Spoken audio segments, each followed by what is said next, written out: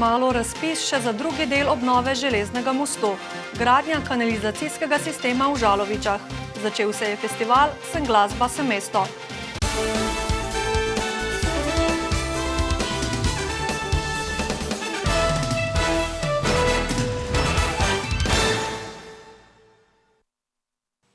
Lepo pozdravljeni. V letu 2018 je podjetje Rafael iz Sevnice začelo obnavljati železni most v Brežicah, ki premošča Savo in Krko. V skupni dolžini meri 524 metrov in je opredeljen kot spomenik tehnične kulture. Letos bo dokončana 1,2 milijona evrov vredna dela na premostitvi čez Savo. Brežiška občina, ki vse to financira, pa pripravlja že nov razpis za obnovo mostu čez Krko.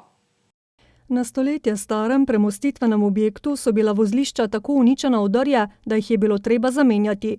Te spodnje elemente so delali v železniških delavnicah v Dobovi, pravi župan. V tem trenutku bojo vozlišče na prvem polju mosta čez Savo že prestavljena, potem treba še drugo polje in pa potem treba še asfalt in pa več ali manj je že prepeskan, prebarvan, tako da most čez Savo bi lahko bil v letošnjem letu končan. Po prvotnem načrtu občinskih naložb naj bi se obnovo mostu čez Krko nadaljevalo šele prihodnje leto, a so svetniki s potrditvijo letošnjega proračuna podprli županovo pobudo, da se to zgodi še letos. Čeprav bi bilo smiselno, da bi z obnovo nadaljeval izvajalec, je potreben nov razpis. Vemo, da to so javna naročila in vse je odvisno od teh, kakšne ponudbe bomo dobili. Vemo, da že takrat so bile izjemno velike razlike med enim in med drugim pobudnikom, med 1 milijon pa 3, kar pomeni, da je eden bil celo za 3-krat dal dražjo ponudbo. Podjetje Rafael uporablja pri obnovi mostu nov tehnološki pristop. S posebno konstrukcijo so ga dvignili, s tem pa dela niso toliko odvisna od vodostaja reke, še dodaja. V Dolenjskih Toplicah že nekaj mesecev gradijo novo centralno čistilno napravo, ki bo nadomestila staro, saj je bila ta z zmogljivostjo 2000 populacijskih enot premajhna. Nova bo 2-krat zmogljivejša. Kljub začetnim težavam izvajalca pri izbiri podizvajalca in vremenskim nevšečnostim gradnja teče po načrtih, zatrjuje župan Franc Vovk. Predvidoma naj bi bila 28. junija končana gradnja, potem pa sledi enoletni rok opazovanja, rečem poskusnega obratovanja. Nekajkrat se je v času gradnje, predvsem ob znatnih padavinah, pojavil občutek, da fekalije uhajajo v sušico. Vedno se je izkazalo, da temu ni tako. V času gradnje imamo nameščeno mobilno enoto. Seveda, kadar pa so ljudje imeli občutek, da se dogaja nekaj čudnega, pa je vedno šlo v glavnem za podtalne vode. Na novo čistilno napravo bodo priključena vsa naselja v občini z delujočim kanalizacijskim sistemom.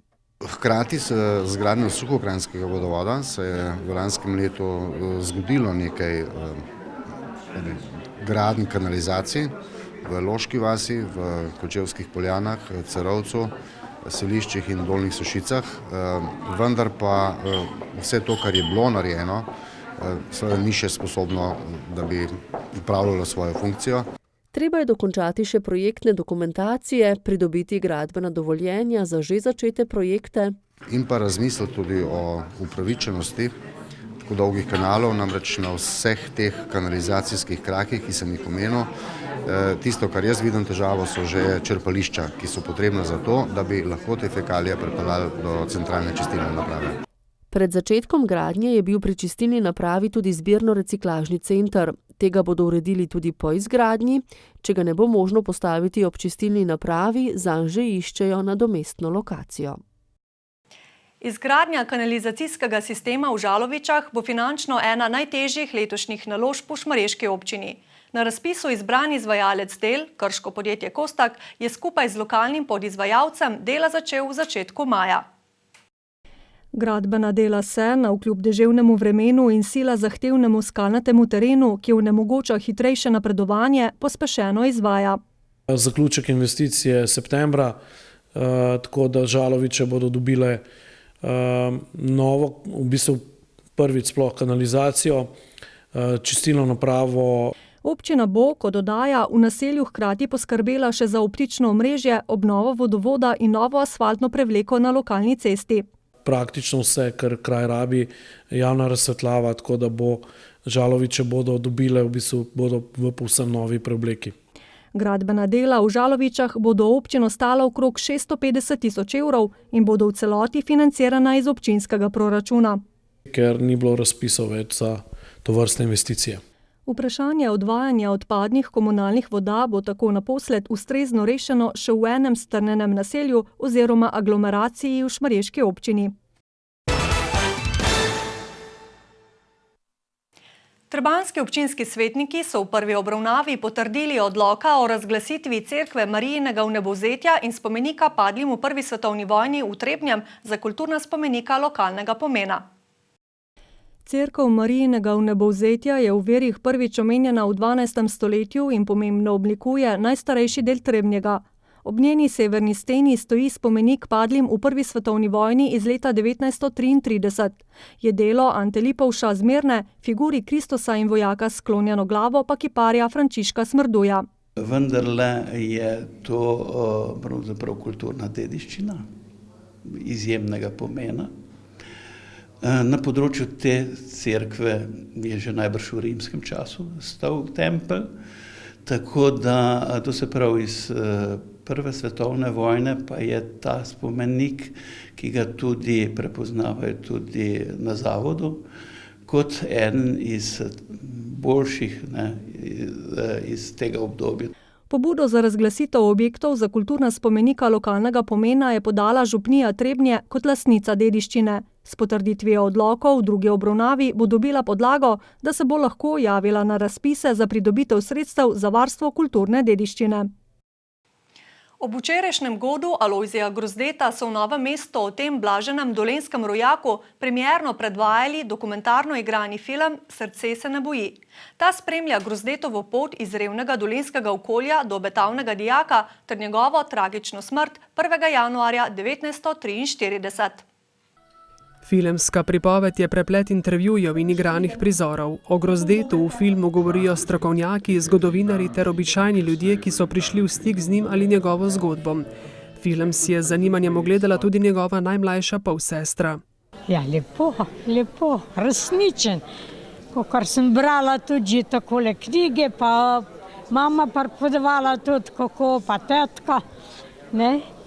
Da je res resničen, tako kot je bilo prikazan. Naslov filma je vzet iz Grozdetove poezije, v kateri najdemo del verza Srce se ne boji. Scenarij sta napisala Rok Andres in Matjaž Feguš, režiral pa ga je David Sipoš. Vsega skupaj smo našteli skoraj da 100 ljudi, ki je na nek način pripomoglo, da je ta film nastal. Film vsebuje 500 kadrov, torej 500 posnetkov, od tega seveda smo imeli še veliko več posnetega. Ja, presenetljivo te prevzame in se mi zdi, da je to res tak umetniški dosežek. Vlogo Alojzija Grozdeta so odigrali 3 igralci v različnih obdobjih življenja. V srednješolskih letih ga je uprizoril Aleks Centa, za katerega je bila to prva filmska izkušnja. Ja, to je bil en čudovit človek, vročekrven, ampak hkrati zelo miren v Bogu, potrpežljiv, samozavesten, vdan. Alojzij Grozde je bil leta 2010 na Evharističnem kongresu v Celju razglašen za blaženega, potekajo pa tudi prizadevanja, da bi ga razglasili za svetnika.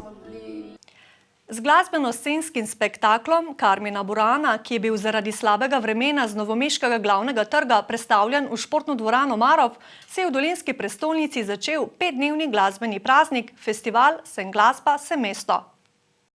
Scenska kantata Karmina Burana je ena najbolj proslavljenih glasbeno-scenskih del Karla Orfa, ki vedno znova navdušuje glasbeno občinstvo z enovitostjo glasbe, jezika in gibanja.